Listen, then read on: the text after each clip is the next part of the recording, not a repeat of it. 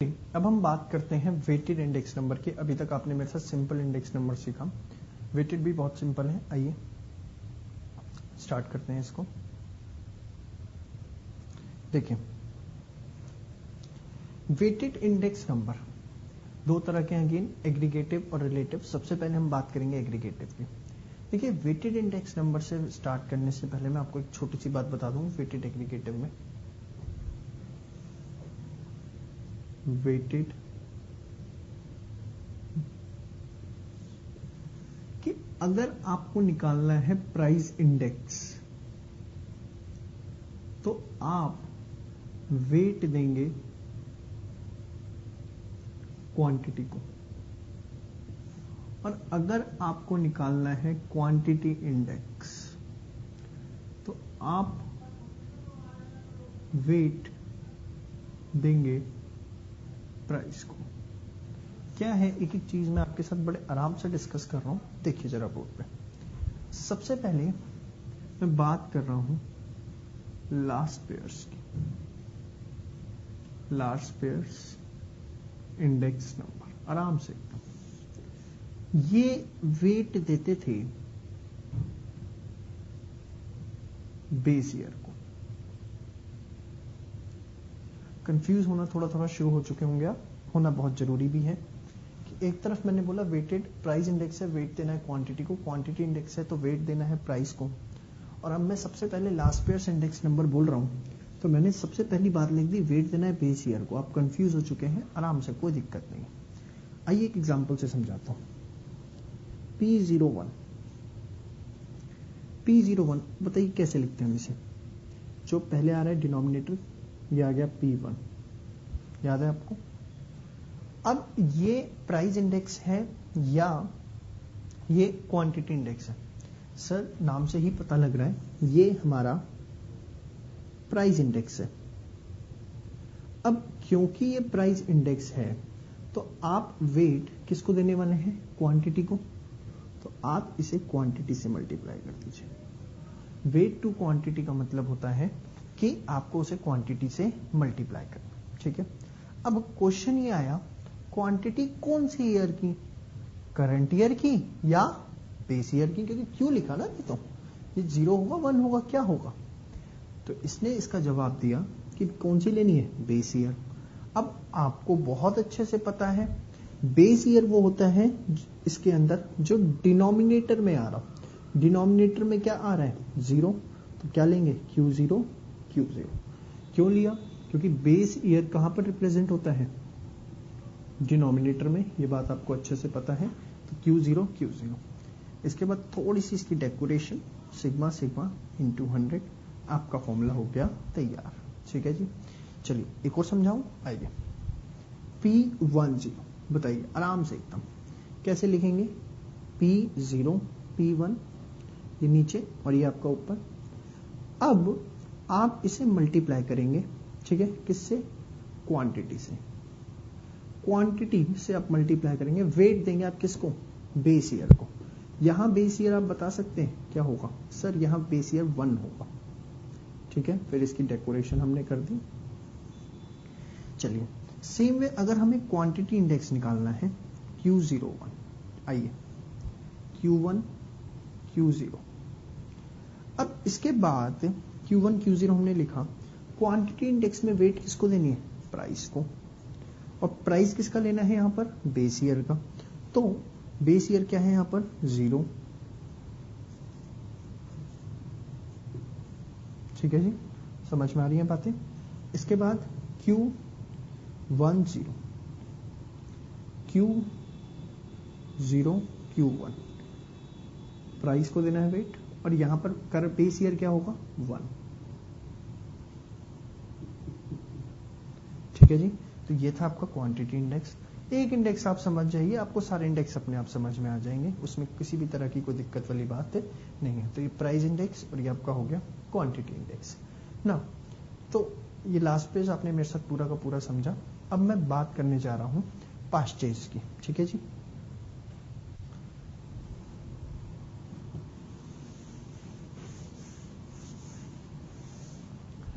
क्या है पास्चेज के अंदर? देखिए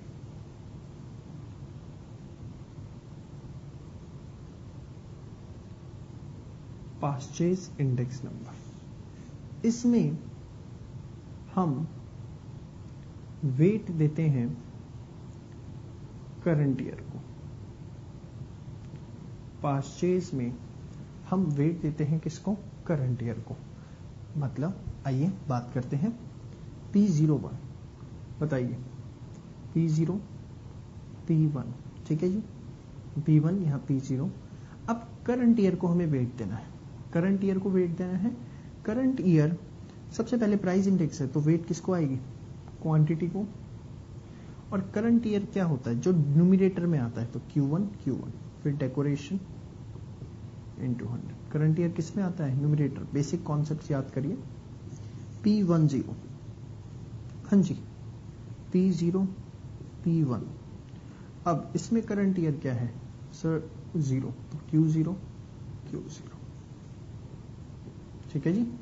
सेम वे में अगर आपको Q01 निकालना है, sir Q1 Q0, quantity index है तो वेट किसको देंगे? प्राइस को।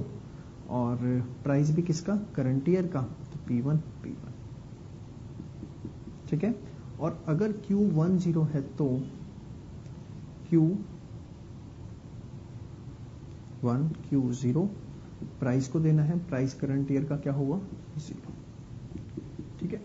बहुत फॉर्मूले हैं, बड़ा ही सीधा शॉर्टकट मैंने आपको बता दिया है कि चीजें कैसे बनती हैं।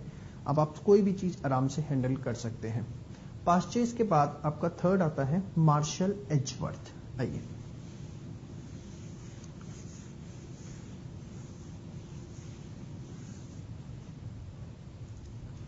मार्शल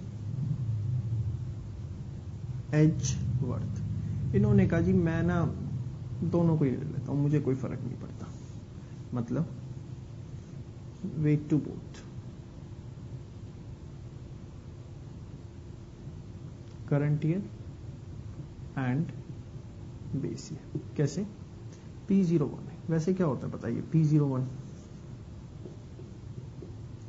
P1 P0, वेट आपको देनी है क्वांटिटी को, और दोनों Q0 plus Q1 Q0 plus Q1, फिर डेकोरेशन इंटू 100।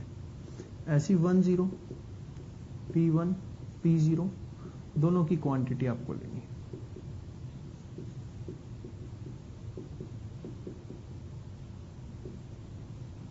ठीक है जी। सेम वे जब आप क्वांटिटी इंडेक्स निकालेंगे, Q01 सिग्मा Q1, बेस किसको? अब वेट किसको देंगे हम? प्राइस को।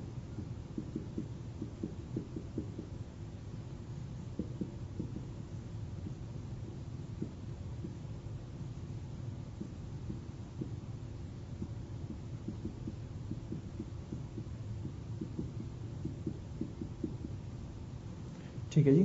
तो आपने वेट यहां पर दोनों को देना है, करंट ईयर को भी और बेस ईयर को भी। अब हम आते हैं फिशर्स के ऊपर। फिशर्स के अंदर क्या है? फिशर्स भाई साहब ने बड़ी अच्छी मेहनत करी थी। उन्होंने क्या किया? उन्होंने निकाला फिशर्स में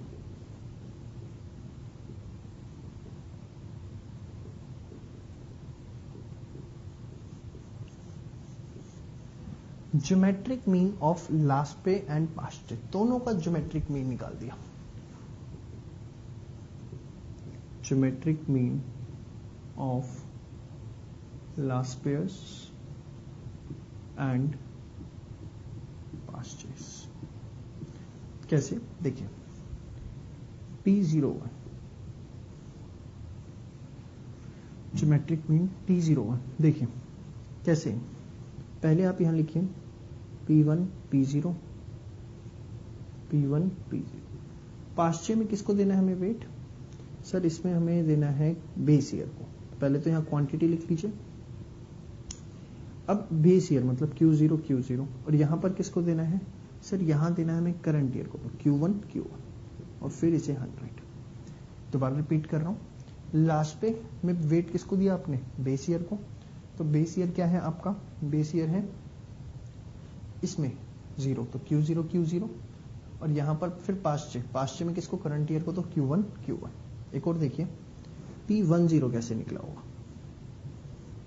sir? P0 P1 P0 P1, price index है तो वेट किसको सर? क्वांटिटी को। इसके बाद यहां बेस ईयर और यहां पर करंट ईयर, फिर डेकोरेशन, यहां की डेकोरेशन हमारी रह गई, ठीक है। ये है प्राइस इंडेक्स और इसी का क्वांटिटी इंडेक्स अगर मुझे निकालना है Q01 Q1 Q0 Q1 Q0। Now यहां पर अब हम क्या करेंगे, क्वांटिटी इंडेक्स लास्ट पे, इसमें हम किसे लेंगे सबसे पहले? बेस ईयर को, QP0 P0, फिर P1 P1, ठीक है जी। फिर डेकोरेशन इनटू 100, ठीक है जी। इसके बाद फिर Q10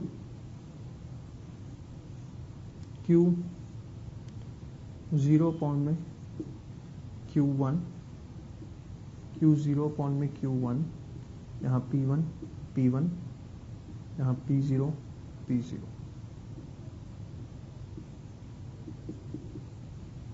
ठीक है जी।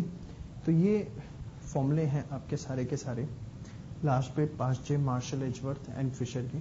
आप हो सकता है बुक में से क्वेश्चन करें, आपको बहुत सारे इंडेक्स दिख जाए, बट आपको मैं बता दूं सिर्फ आपकी 4 ही सिलेबस में है। आईसीआई मॉड्यूल में फ्रंट पेज पे आप सिलेबस है, आप वहां पर देख सकते हैं कि आप क्या आपके सिलेबस के अंदर है और क्या आपके सिलेबस का पार्ट है, नहीं है। सिलेबस से ज्यादा आपको कुछ भी करने की जरूरत नहीं है, ठीक है जी। चलिए अब आपका आता है रिलेटिव मेथड। ये रिलेटिव मेथड में हम क्या करते हैं, वेटेड रिलेटिव, इसका एक सिंपल सा फॉर्मूला है, इसमें कुछ भी खास नहीं है। Sigma P1 Q0 sigma P0 Q0 into 100, इसका फिक्स आपका एक फॉर्मूला है, इसमें कोई खास बात नहीं। सबसे इंपॉर्टेंट आपका एग्रीगेटिव है, जिसमें ये चारों सबसे ज्यादा इंपॉर्टेंट है। ये चारों ही लास्ट पे पास्चे, मार्शल, एजवर्थ और फिशर, ये चारों ही इसमें बहुत ज्यादा इंपॉर्टेंट है, ठीक है जी। चलिए अब मैं आपको एक क्वेश्चन करके दिखाता हूं इन इंडेक्स नंबर्स के ऊपर। कोई भी एक क्वेश्चन हम कर लेते हैं, आइए।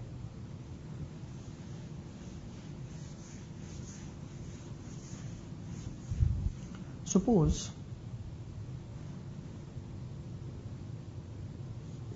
आपके पास 2001 2002, ये क्वेश्चन जो मैं कर रहा हूं सिर्फ एक बार आप करके छोड़ दीजिएगा, एग्जाम पॉइंट ऑफ व्यू से ऐसी कोई इनकी रेलिवेंसी नहीं है। फॉर्मूले ज्यादा रेलिवेंट है, जो हमने सीख लिया वही आपसे पूछे जाते हैं जनरली एग्जाम में।